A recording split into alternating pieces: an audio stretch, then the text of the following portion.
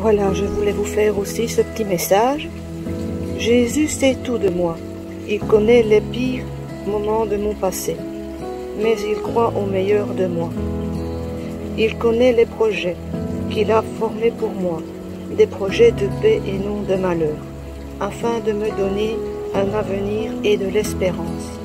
Jésus m'a guidé vers une église vivante, où je peux affirmer ma foi en priant avec vous et en étudiant la Bible, et la mettre en pratique. Voilà. Je sais que pour le moment, je suis un peu en détresse et que je fais tous des efforts pour aller mieux. Je prie le Seigneur et je sais que je suis soutenue par vous. Et il me donne des réponses. Je me rends bien compte que ce qui se passe avec Guy ne vient pas de lui-même, mais de sa maladie. Et je vais devoir assumer ça, car je savais. Et Dieu va m'aider à parcourir ce nouveau passage avec moi. Et je remercie le Seigneur pour tout ça, pour que je puisse aller mieux et prendre d'autres résolutions. Voilà. Je vous souhaite un bon dimanche à tous. Que Dieu vous bénisse. À bientôt. Suivre Jésus n'est pas une partie de plaisir, c'est un voyage de libération, mais qui coûte. On voit souvent dans la parole Jésus poser la question, et en général quand il pose la question « Voulez-vous me suivre ?», ça crispe un peu, on ne veut pas lâcher ce qu'on connaît, on ne veut pas lâcher qui on est, on ne veut pas aller vers quelque chose qui n'est pas connu de nous. Comme on le dit chacun, quand on exprime ce suivre Jésus, il y a ce qu'on sait et il y a ce qu'on ne sait pas encore. Et ce qu'on ne sait pas encore, c'est ça qui nous coûte. Suivre Jésus, c'est accepter d'être transformé, et ça n'est pas rien. On ne sait pas si la farine est d'accord, que le levain la transforme complètement. On ne sait pas si elle aime ça. Nous, ce qu'on sait, c'est que le pain, quand il s'est laissé transformer, il n'y a rien de plus beau, de plus bon, de meilleur, de plus goûteux.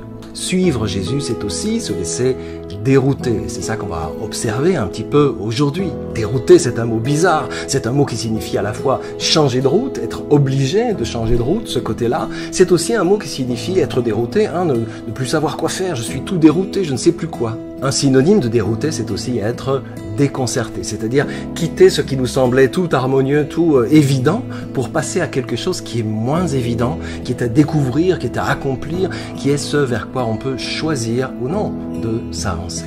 J'ai demandé aujourd'hui, du coup, à mon ami Jean-Luc de nous dérouter, c'est-à-dire de choisir une séquence d'évangile qu'on connaît bien, Jésus qui marche sur l'eau, mais pour le regarder autrement, pour comprendre comment les disciples ont été déroutés de la trajectoire de pensée et de corps et de cœur qu'ils pensaient avoir à suivre. Jésus, par son geste et par sa parole, veut nous dérouter, c'est-à-dire nous rendre autonomes, nous rendre plus libres, qu'on puisse quitter les carcans des choses qu'on connaît déjà pour choisir avec lui une route nouvelle qui nous rendra à nous-mêmes, qui nous fait devenir nous-mêmes autonomes et libres. Qu'on soit chacun sur notre route avec lui. Éphésiens 3, 17, ce passage magnifique qui porte dans cette Bible le titre d'amour du Christ, que le Christ habite dans vos cœurs par la foi, plongez vos racines dans l'amour et soyez solidement construits sur cet amour, alors vous serez capable de comprendre avec tous les chrétiens la largeur, la longueur, la hauteur et la profondeur de l'amour du Christ. Vous connaîtrez cet amour qui dépasse tout ce qu'on peut connaître, vous recevrez toute la vie de Dieu et il habitera totalement en vous. Dieu agit en nous avec puissance. Alors je prie maintenant de tout cœur que cet amour immense qui vit en nous, qui est notre force et notre puissance, qui est tout alentour de nous, soit ce qui détermine notre choix d'être transformé, notre choix d'être dérouté, de se laisser transformer, de se laisser dérouter, notre choix de suivre Jésus, probablement par amour, absolument par amour. On fait le choix de le suivre parce que cet amour nous élève plus haut, cet amour immense qui est une vraie puissance en nous, nous élève plus haut, nous environne, nous redresse, nous envoie sur un chemin singulier, notre chemin d'autonomie, de liberté, par amour.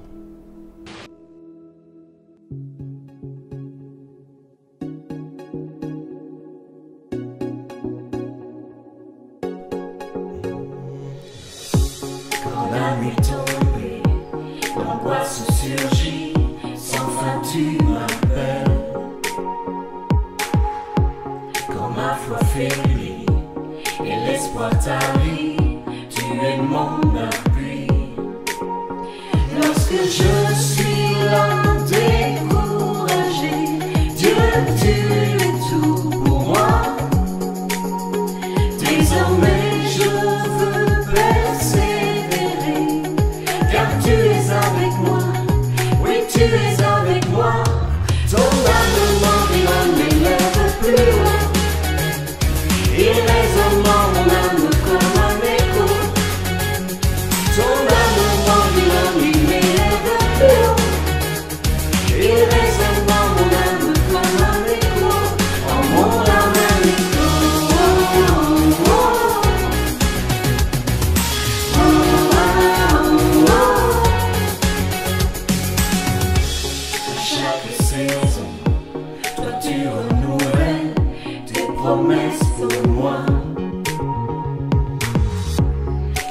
s'opposer à ta volonté, qui peut t'arrêter? Lorsque je suis là découragé, Dieu, tu es tout pour moi.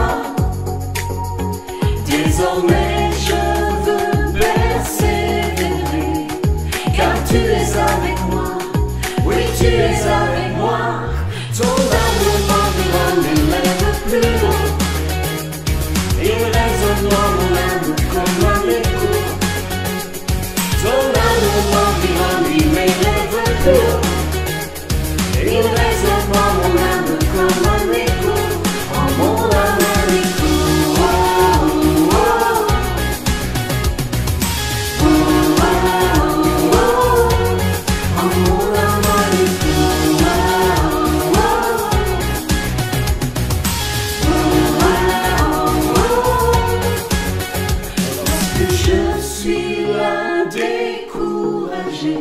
Dieu, tu es tout pour moi.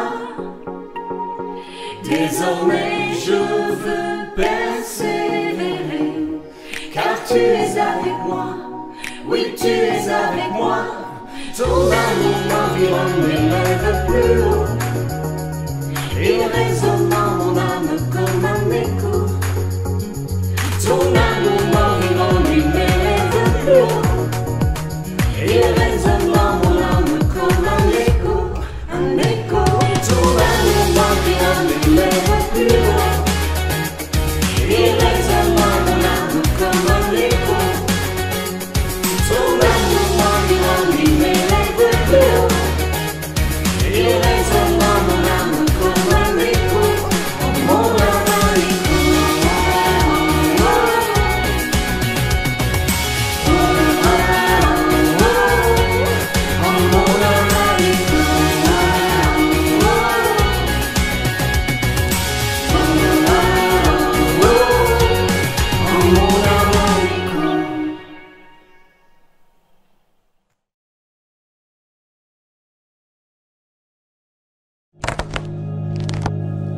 Suivre Jésus pour se trouver un vrai visage, laisser s'ouvrir en nous le temps en soi de celui qui nous voit, nous choisit, mettre notre âme en mouvement vers celui qui nous touche, nous nomme, nous reconnaît entre mille et cent, se sentir touché et aller vers et accepter et de la foule s'extraire de ce qui est tout à la fois sans être nous du tout, désirer être hors de la foule, hors de son format vain, vide, flou pour devenir un, unique, de cœur, de forme, de couleur, s'apprivoiser soi, nous, comme il nous voit, avec ce nom, ce corps, ce visage, ce son de celui qui nous nomme, celui qui invite en nous un geste vrai, en écho, en tendresse, en reflet, un geste vrai, le suivre et devenir.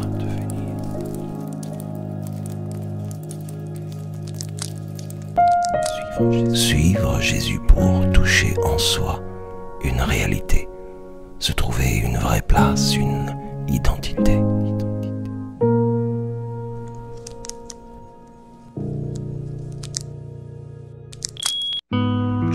Bonjour tout le monde, vu que j'ai zappé l'info la semaine passée, voilà, cette semaine-ci, je voulais aussi participer sur le thème Suivre Jésus, c'est quoi?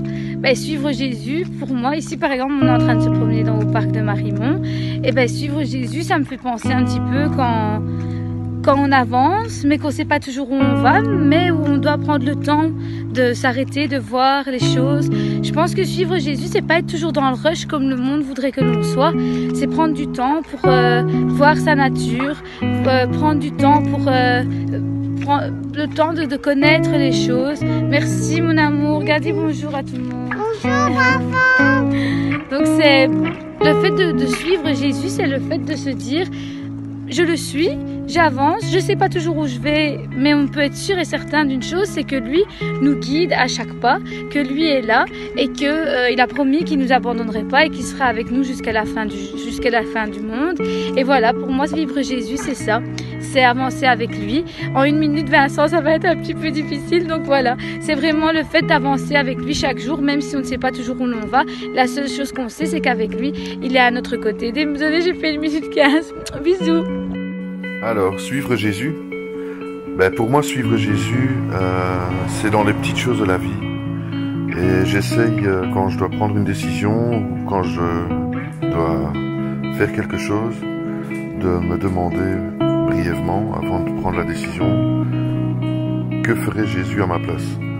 Et ça m'a déjà aidé à prendre certaines décisions, des fois pas faciles. Et voilà, il faut juste se demander que ferait Jésus à ma place et faire confiance que ce serait la bonne décision. Voilà. Bisous à tous. Qu'est-ce que ça représente pour moi suivre Jésus? Eh bien, je vais être très simple, je ne vais pas faire de longues phrases. Tout d'abord, pourquoi suivre Jésus et pas un autre? Tout simplement parce que c'est lui que j'aime et pas un autre. Et pourquoi c'est lui que j'aime? Parce qu'il est unique. Quand je lis les évangiles, je suis toujours émerveillée par la personne de Jésus. Je suis profondément touchée en fait par qui il est. Et donc, j'ai trouvé la perle rare, je ne vois vraiment pas pourquoi j'irai chercher ailleurs. Mais pas seulement pour ça. Aussi, quand je pense à tout ce que Jésus a fait pour moi dans ma vie et qu'il continue de faire, mon cœur est rempli d'amour et de reconnaissance pour lui. Donc, suivre Jésus, pour moi, c'est tout simplement marcher dans la vie avec lui à mes côtés. Lui qui me propose un regard différent sur les choses, sur les gens et sur moi-même. Lui qui m'a changé et lui qui continue de me changer. Alors le Seigneur dans ma vie, c'est quoi? Quelle place est-ce qu'il a? C'était à l'époque la rencontre la plus improbable, mais en même temps la plus belle. Je voyais toujours le verre à moitié vide. Grâce à lui, je le vois à moitié plein. J'ai appris à être positive.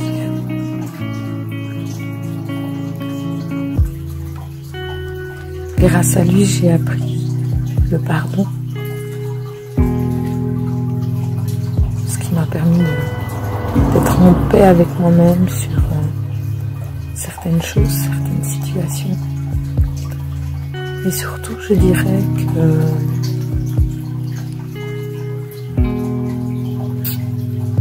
j'ai toujours eu l'impression d'être ce sentiment de solitude, très seul, un peu oublié. Et un petit canard. Et grâce à la prière au quotidien, les passages, les lectures, les chants, j'ai compris enfin que plus jamais je serai seule. Bon dimanche.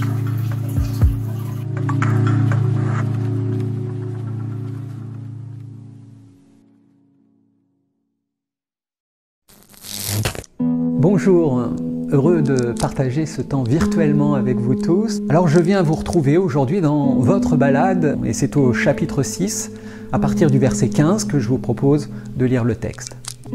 Voyant qu'ils allaient s'emparer de lui pour le faire roi, Jésus se retira sur la montagne, seul. Et le soir venu, les disciples de Jésus descendirent à la mer. Ils montent dans une barque et ils vont vers Capernaum, de l'autre côté. Il fait déjà nuit, Jésus ne les a pas encore rejoints, le vent souffle fort et il y a beaucoup de vagues. Les disciples ont fait à peu près 5 kilomètres. À ce moment-là, ils voient Jésus marcher sur le lac et s'approcher de la barque. Alors ils ont peur.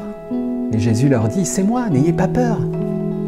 Ils veulent le prendre dans la barque, mais aussitôt la barque arrive à l'endroit où ils allaient. Alors donc, avec ce récit, l'Évangile nous raconte que Jésus a marché sur l'eau. Rendez-vous compte. C'est d'ailleurs quelque chose, assez curieusement, que la plupart des gens retiennent au sujet de Jésus. On en sourit d'ailleurs beaucoup, même sur les réseaux sociaux, on voit ça avec une certaine moquerie qui accompagne généralement le rappel de cette histoire. Comment prendre alors cela au sérieux nous-mêmes ?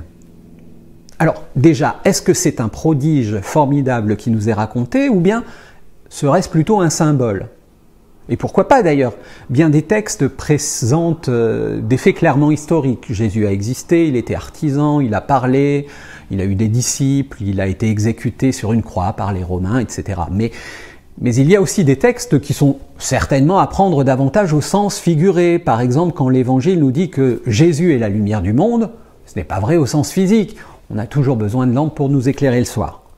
Mais c'est vrai par contre au sens figuré. Jésus, son message, sa vie, sa personne nous permettent de voir plus clairement qui est Dieu et puis comment vivre nous-mêmes.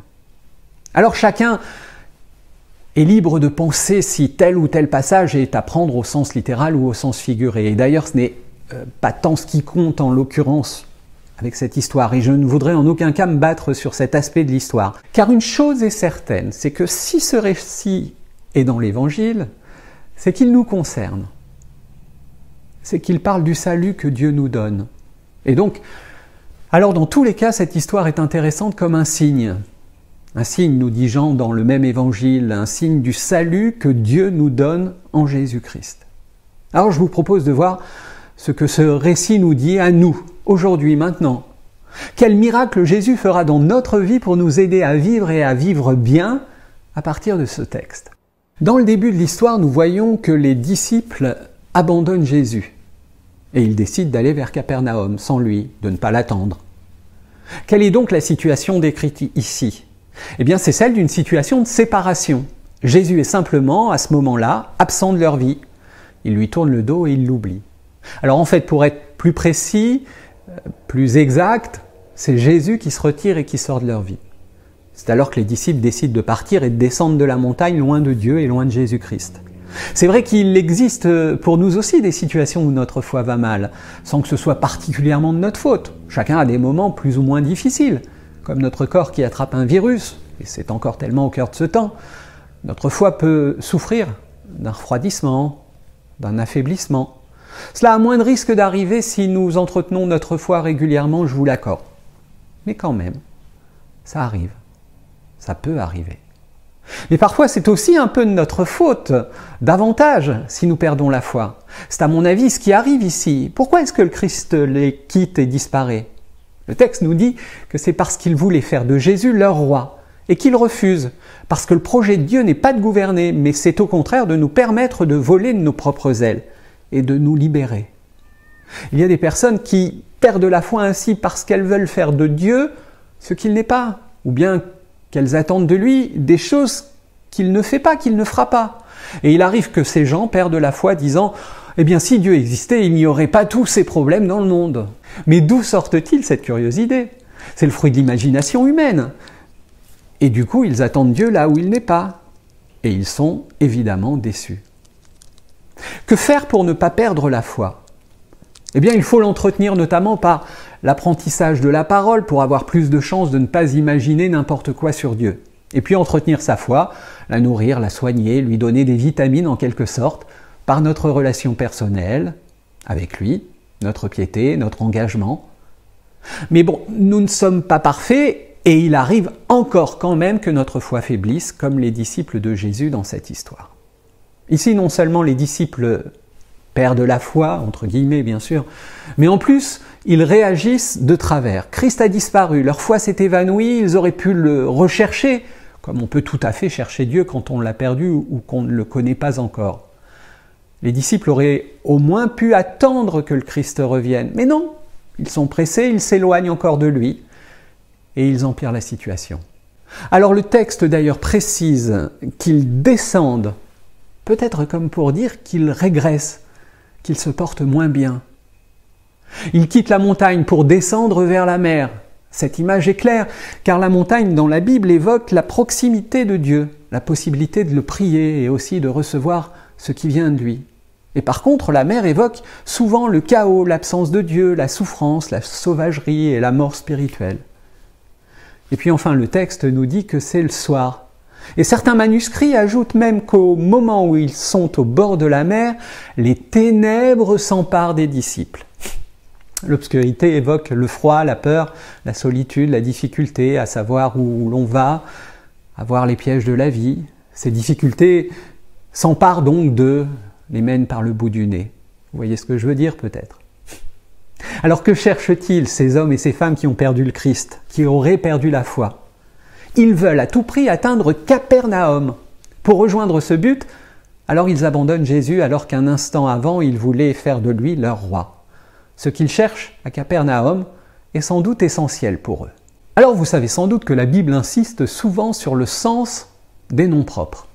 Le nom de Capernaum est intéressant. Il signifie la consolation et le pardon. C'est peut-être cela que recherchent les disciples à tout prix et de façon si pressée, le réconfort, la paix intérieure, le pardon. Une recherche bien légitime, bien sûr.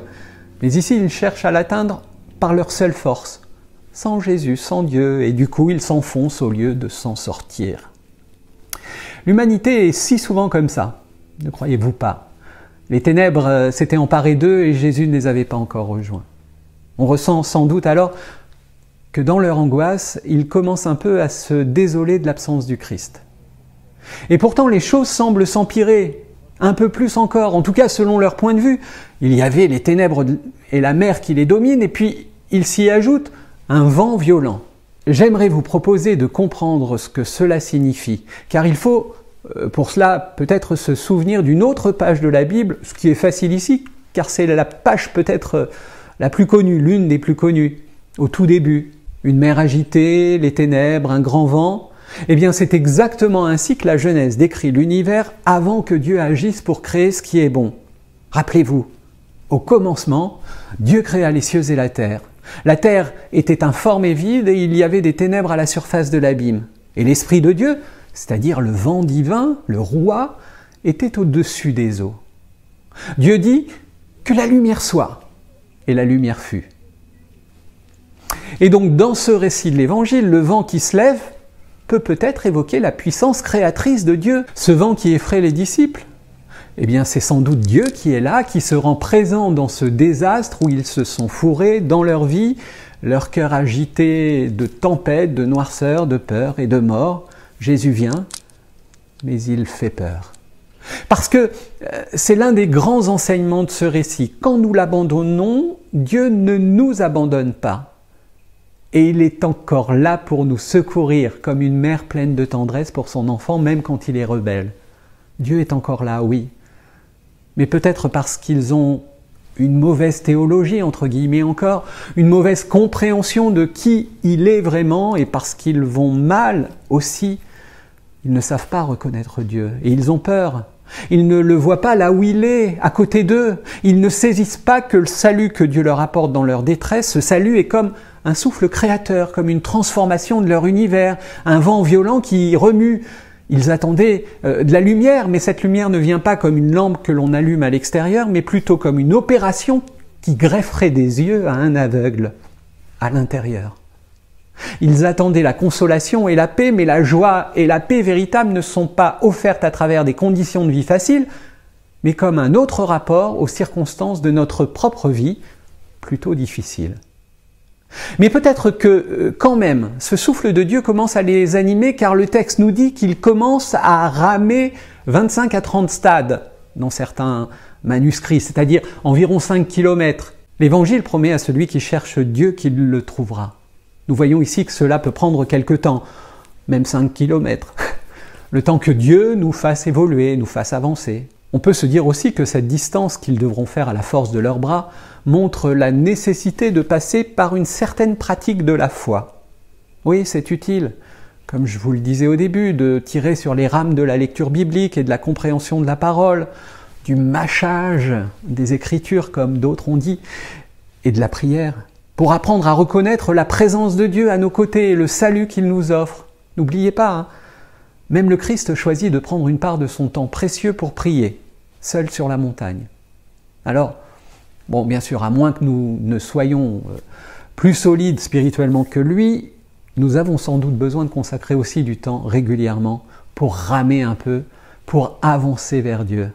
Ramer en partie tout seul et en partie avec les autres qui sont dans la même barque que nous. Ça aide vraiment. Et nos disciples alors, eh bien, ils découvrent que Jésus-Christ, c'est-à-dire le salut de Dieu, s'avance vers eux. Il vient, et oui, c'est un prodige. Normalement, ce n'est pas possible de marcher sur l'eau et de faire son chemin dans cette vie qu'évoque ici la mer. une vie toute secouée de chaos et de mort. La présence du Christ marchant sur cette mer évoque alors clairement le salut de Dieu qui vient même dans nos vies pécheresses, nos vies en révolte contre lui, nos vies où on risque de s'enfoncer, de se noyer. Et ce Jésus qui marche sur l'eau évoque la force que Dieu nous donne pour pouvoir avancer dans la vie vers la consolation et la paix, même au travers de difficultés extrêmes qui normalement auraient dû nous engloutir. Étape par étape, ils progressent spirituellement dans leur rapport avec Jésus. Ils seront d'abord capables de sentir le souffle, puis de reconnaître la présence du Christ près d'eux. Ils seront ensuite délivrés de leur méfiance vis-à-vis de Dieu. Et enfin, ils voudront prendre le Christ dans leur barque, qu'il les rejoigne là où ils sont. Et le texte nous dit qu'aussitôt qu'ils veulent le prendre dans leur barque, elle aborda au lieu où ils allaient. Extraordinaire précision du texte, si précieuse à notre compréhension et en même temps pleine d'humour, comme j'aime. Ils cherchaient Capernaum, le réconfort et le pardon. Cette recherche de consolation n'est pas refusée par le Christ, au contraire, même le but de leur recherche, la solution qu'ils cherchaient sans la reconnaître, c'est précisément lui, Jésus. Il fallait probablement ces efforts et ce temps d'évolution intérieure pour découvrir un peu Dieu et le désirer davantage. Il fallait un temps et un effort de repentance pour saisir ce qu'il y avait d'orgueil et de folie dans leur démarche toute humaine. À l'instar où ils veulent faire monter le Christ dans la barque de leur vie, ils arrivent là où ils allaient, nous dit le texte. Ils avaient quitté le Christ pour s'élancer vers le but essentiel de leur vie. Ils découvrent que la solution de leur recherche, c'était Jésus lui-même. Le chemin vers la consolation, le chemin vers la paix. C'est ce salut de Dieu qu'il incarne. Jésus avait refusé d'être roi, rappelez-vous, refusé de les transformer en esclaves en quelque sorte. Eux, ils découvrent maintenant qu'il est leur liberté et leur épanouissement, pour le meilleur et pour la vie. Amen.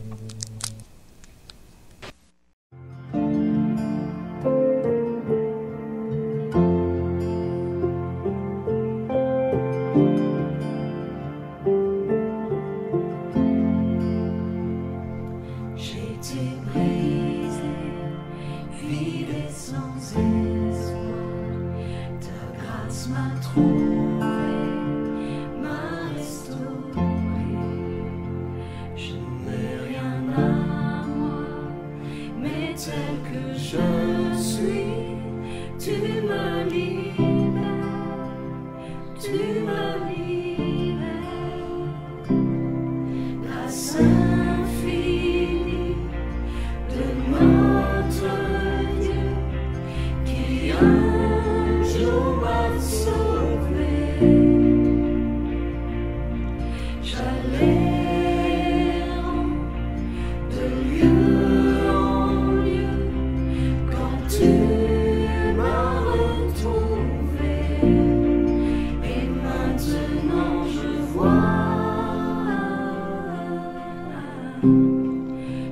vois l'amour, la grâce dans tes yeux, donnant ta vie pour moi,